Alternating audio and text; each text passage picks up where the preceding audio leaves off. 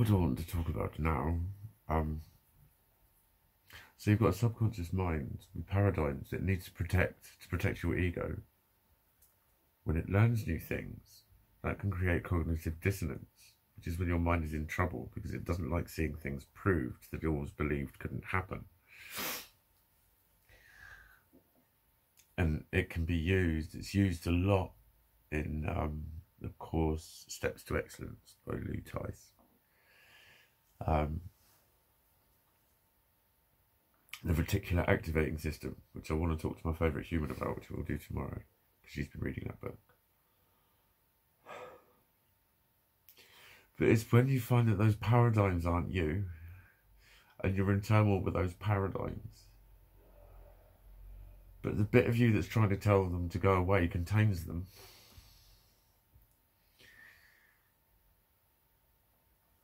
Kind of like that.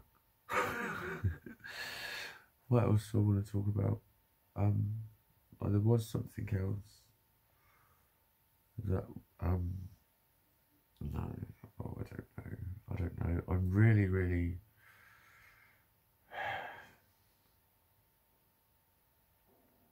I really want to fucking cuddle.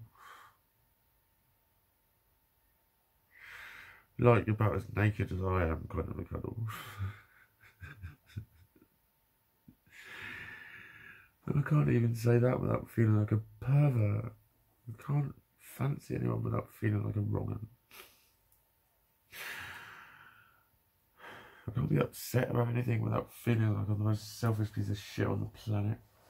There's just an automatic, self-deprecating and annihilating event that takes place in response to so many apparently normal human emotions that we all go through. And it's fucking catastrophic in here. It's cata-fucking-strophic in here. Which is why I am a drama queen. Which is why I am a fucking always going on about myself. Which is why I am so fucking oversensitive and takes everything to heart. Which is why I think I'm the only one in the world with fucking problems. Which is why all I need to do is get off my fucking stupid ass and get a job like the rest of you.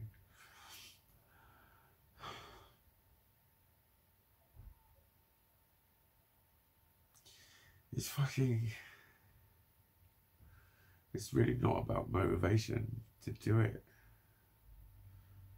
It's about trying to do it when you've motivated. And to be honest, I've been saying that for about a year now. I think I've been doing these nearly a year, getting on for a year. I think it was about September, October I started actually. And the world hasn't changed. So what have you been doing? I've been telling you. I've been telling you. But how do you change when everyone just automatically slips into things like, oh, I don't know if I'm gonna come because I get anxious. But we don't mind. Automatic. Urged again and again and again. Oh, come, we want you there. We want you. Because they want to see you getting better. It's like if you challenge that, all you get now instantly is a load of butthurt about how they really want them there. And then sometimes all that people need is a bit of a kick up the bum. Justification.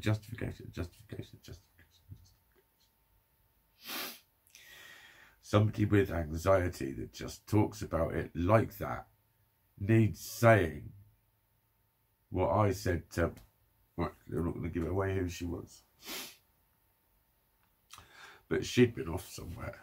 And I was out having a fag. And she walked back up to where we were. And I was like, hello, where have you been? And she just went, I've just been up there because my anxiety got really bad. So I went up there with my mum and had a chat about it. And I said, fucking nice one. Well done you for being so fucking matter-of-fact about it. I think that's a fucking awesome strategy. That kind of shit. That's what you do. You don't just tell it it's not there really, and actually we're all going through it, and actually all you need to do is this, and actually with your bullshit. You need to go, it happens. So what does she do? She recognised it in the moment. She knew of a coping strategy, was to leave the room, go somewhere else and talk through her problems and have someone listen to her as if they were real. I'm really anxious because I think, and whatever she then went on to say. She spoke to someone that she cared about, trusted.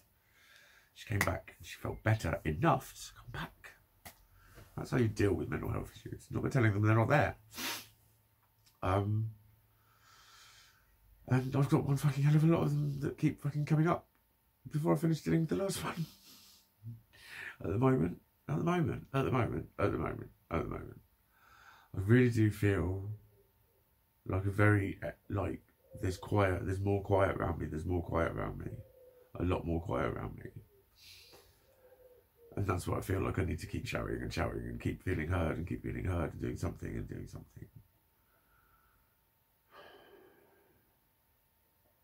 Because again, that is my ego. That was like, if we stand back and look at what's going actually on here, my ego is struggling for identity and it's trying to protect itself by saying, I'm me, I'm me, please know that I'm fucking me, because I'm fucking starting to not exist again, is what's happening. But society would say I'm being an attention-seeking twat. I think it's all about me, and God, fucking hell, is he having another drama? That's the world I live in. It's like, that's why people want to be understood. Why do you need to be understood? God, with anything said in a tuneful voice like that, it's usually as a result of brainwashing. Because they just can't understand why. And the thing is, if you get annoyed with society and take the piss out of it, what do you get called? What did I just look like? A curmudgeonly old cynic? Yeah. Bitter and twisted? Yeah. Hasn't forgiven the past? There you go. Well done. Fucking big shot. You got it. Why are people killing themselves? I wouldn't know. I wouldn't fucking know. You've got all the answers. That's fucking why. Because they keep just getting battered back in the face with this doesn't exist. It's not happening. Get over it. Whatever. And more men do it. I'll tell you why. Because society says men have got feelings too. But it equally says that women have got the real ones. And we've got subconscious minds. Women's are the real powerful emotions. Not to say that men haven't got your little feelings. It's how it's always going to be. Men's feelings never can be that powerful. They fucking can. That's why I've had so many women call me a fucking pussy. Fucking ironic as fuck. Women that hate sexism calling a man a pussy because he's weak. What the fuck? Check your own fucking hypocrisy, society. What the fuck is that all about? Seriously.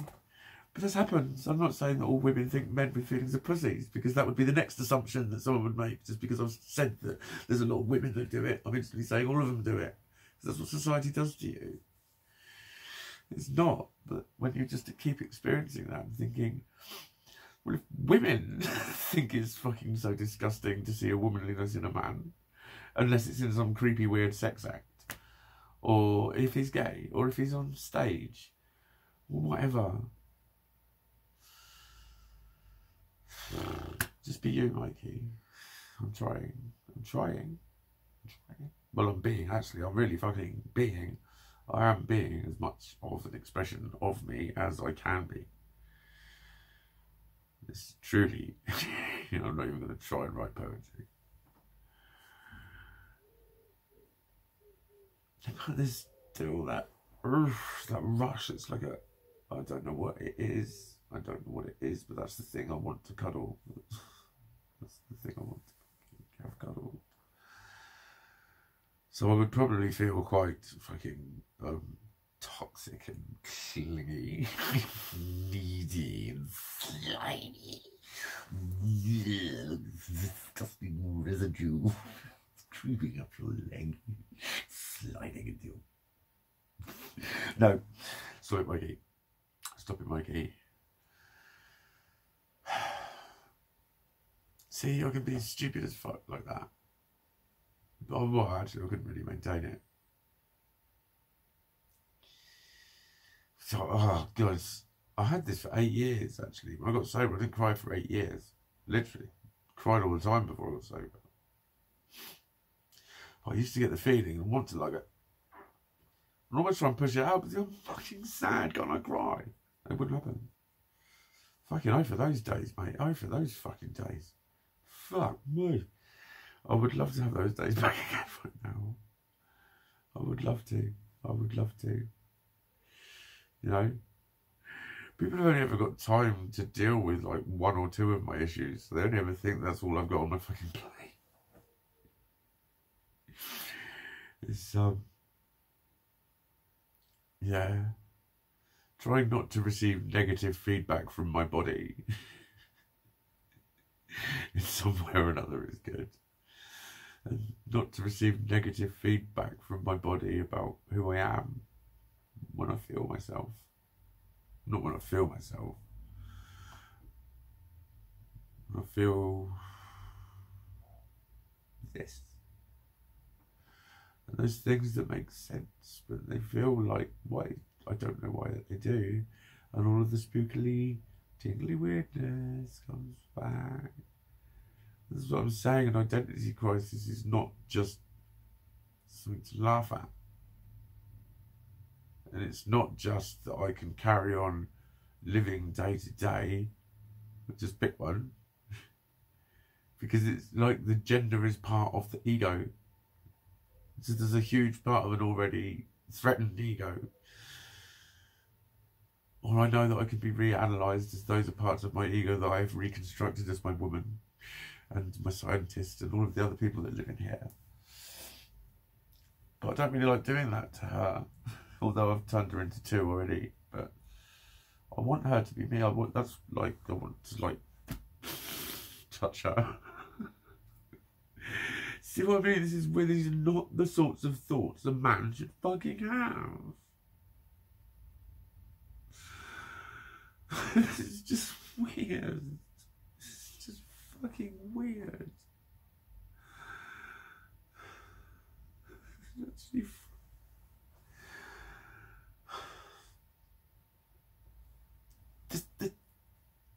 that's what I'm doing. I'm malfunctioning with it. I'm doing it live on camera for you. This is cognitive dissonance, live on air. Maybe that's why I'm fucking touchy about my clothes. Maybe it's not why I'm fucking touchy about being told to fuck off all the fucking time.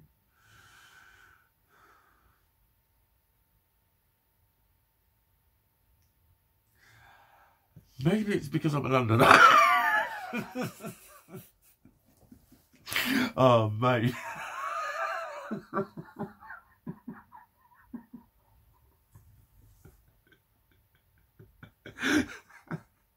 Now that was a way to end.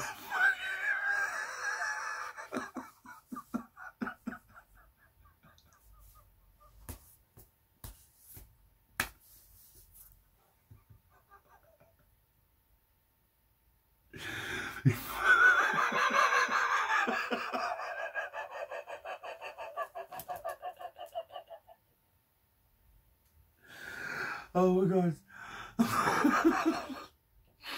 Right. Right, put yourself together. Did you used to do that as a kid? I used to do that as a kid. Even back then, I was taking everything fucking literally. Just pull myself together. That's as mad as me trying to explain what's going on in my brain. I don't really exist as together. I'm a one thing. There isn't a part for me to be. And if there was, I wouldn't be able to put it together because I'm not me, because I'm a part. I'm not going to use my fucking arms, well, they're over there.